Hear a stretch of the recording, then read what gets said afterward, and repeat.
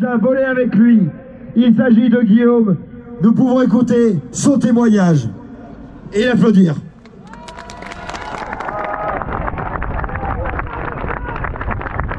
Bonjour la France des emmerdés, bonjour les patriotes.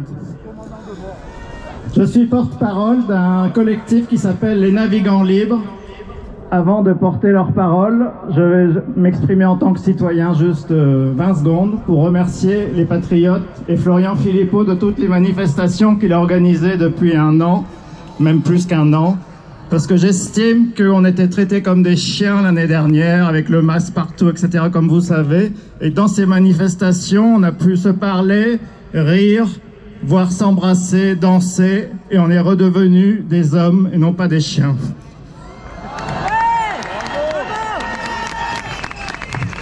Maintenant, je vais porter la parole de notre collectif et je m'exprime donc au nom des Navigants Libres qui rassemblent des pilotes, des hôtesses de l'air, des stewards de l'aviation civile française. Notre mot d'ordre, c'est la liberté de choisir pour notre corps. Le personnel navigant d'Air France, de Hop, de Transavia, d'EasyJet France, de Corsair, d'Air Caraïbes, tous les jours, de nouveaux collègues vaccinés et non vaccinés nous rejoignent, choqués par ce qui se passe aujourd'hui dans notre pays.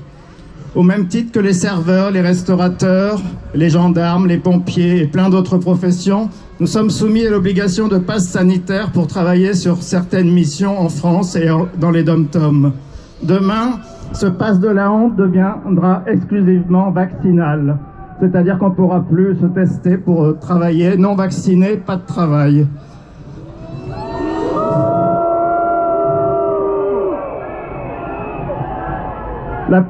La totalité d'entre nous sommes très suivis en santé, en parfaite santé, et le bénéfice-risque est clairement négatif par rapport à ce pseudo-vaccin.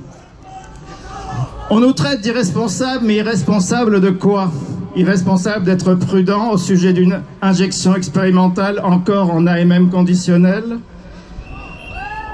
Irresponsable de vouloir débattre sur des sujets aussi importants que notre santé et la libre disposition de notre corps? Quel odieux chantage! Alors oui, depuis le 12 juillet, le gouvernement nous a déclaré la guerre. Dans leur grande mansuétude, ils nous laissent le choix, nous soumettre ou disparaître.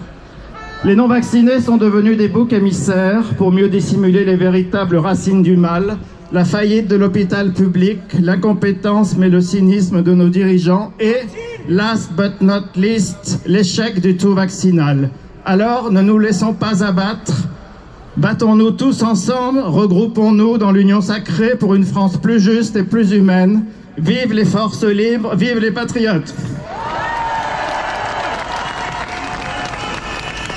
Merci à Guillaume.